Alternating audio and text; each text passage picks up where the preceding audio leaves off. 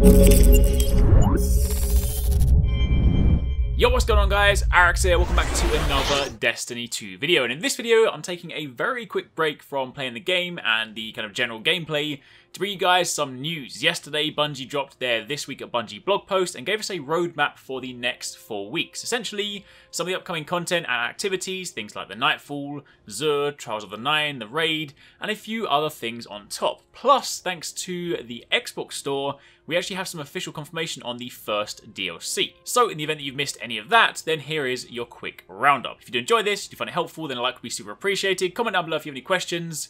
But first up, let's dive into the roadmap. This image here went up on the Bungie blog post. I've linked the blog post down below in case you guys haven't seen it and you want to read it for yourself. But essentially, this is what the next 4 weeks of Destiny 2 looks like. We are, of course, in week 1. We have the Nightfall, the arms dealer right now. The Flashpoint is on the European Dead Zone. And, of course, we have launch. Very quickly on the topic of Flashpoints, I do strongly recommend, if you guys haven't done them already, to hold off until you get slightly higher power level. Anything in your milestones that says it will give you powerful gear should realistically be used once you get past 260 and ideally past 265. Essentially, the later you can use it, the more you can hold off, the better you'll benefit, because don't forget that engrams do roll when they drop, so you can't just hold on to them until later on. When it drops, it'll tell you the power level of the engram, so you're somewhat bound by that. So if you can hold off on all the kind of good stuff like the powerful engrams and even those exotic quests, if you want to get the Rat King, Mida, or even some of the other new weapons from the quests, then if you can hold off until you're like 265, 270, then those exotics will drop at things like 280, 285. I've even seen one drop at 291. So if you are trying to get raid ready, then definitely try and save that good stuff until the end. For the time being, at least when you're kind of working up to 260 and 265, you can do that just through ambient gameplay, things like strikes, public events, adventures, anything like that. Anyway, quick note on that. Turning our attention to week 2, the Nightfall will be the inverted spire with the modifiers Momentum and Time Warp rings. Momentum is the one where players get increased movement capabilities, and I'm going to assume that ties quite nicely in with the second one. We don't know what it is, but given that Nightfalls now have a timer and ways to essentially elongate that timer, it might well be there are rings that you can jump through and you use the Momentum to allow you to do that. However, on top of that, the Nightfall Guided Games beta begins, so for those of you guys that want to use some kind of quote-unquote matchmaking to try and help you through the Nightfall, then that'll be available starting next week. Do bear in mind, Bungie did mention in their previous blog post, it is going to be rolling out gradually during the first month, so not everyone will have access to the Guided Games beta, not everyone will be a seeker, so if you don't have the option to do it, just know that you will gradually get access to that in time. The Flashpoint next week will be Nessus. The Raid, of course, launches on the Wednesday at 10 AM Bungie time, 6 PM UK time. And on Friday, Trials of the Nine goes live, and it will be Countdown on Eternity. Now, again, we don't know much about Trials of the Nine just yet, apart from the fact that it will be 4v4 and it will be different this time around. So I imagine at some point next week, Bungie will probably share some more information on that, and as and when they do, I will let you guys know. But at least we know that it is definitely called Trials of the Nine now. Goes live on Friday at the same time, 10 AM Bungie time, 6 PM UK, and also Xur will be making his first appearance next week. This week, he is not actually here. Typically, Xur will arrive on a Friday and he will sell you exotic items. However, this time around, he's not going to be showing up in social spaces. He will be showing up on one of the 4 planets like the planetary vendors. But he's not there this week, so for those of you guys hoping to try and grab some cheeky exotics before the raid, unfortunately, we're going to have to wait a little bit longer. Next week is Xur's debut. Moving on to week 3, the Nightfall will be Exodus Crash, your Flashpoint will be Io, the Trials of the Nine on Friday will be Survival on Altar of Flame, and again, Xur will make his return. And then the following week, you have the Pyramidion, which will be on Nightfall. Your Flashpoint will be on Titan. The Leviathan Raid Guided Games will then begin, meaning for those of you guys that want to try and do matchmaking into the raid, that is when it starts, which actually works out quite well because it then means you essentially have a couple of weeks for fire teams and clans and whatnot to get used to the raid, start building some strategies, and then be in a better position, better stanced to actually help people through. So again, that's rolling out gradually, and by the end of the month, hopefully everyone should have access to guided games. However, the cool thing is a thing called Faction Rally, or the Faction Rally begins. Now, we don't know what this is, Bungie haven't shed any light, and I imagine once we get a little bit closer, they will probably tell us about it.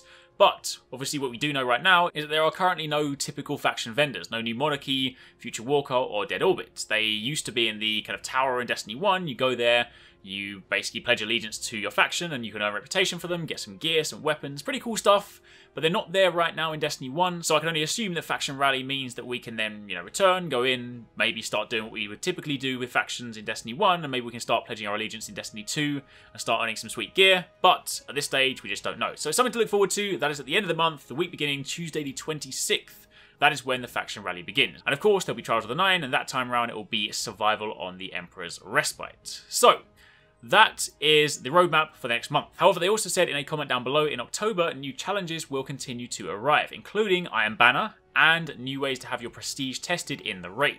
We'll tell you more about what awaits every step of the way. So again, that's probably going to be the harder difficulty of the raid, prestige mode, and I'm sure we'll get much more information for that a little bit nearer to the time. On top of that, a very quick mention on the shader topic, because of course I know some people have been speaking about, how shaders are working and the fact that they are a little bit different to last time. Luke Smith made a few comments through some tweets. Essentially, the way that shaders work now is as follows. Shaders are run through gameplay, leveling, chests, engrams, vendors, and they expect us to be flush with shaders as you continue to play. When you reach level 20, shaders will drop more frequently. Vendor rewards, destination play, and endgame activities. Shaders are now going to be an ongoing reward for playing. Customization will inspire gameplay. Each planet has unique armor and shader rewards.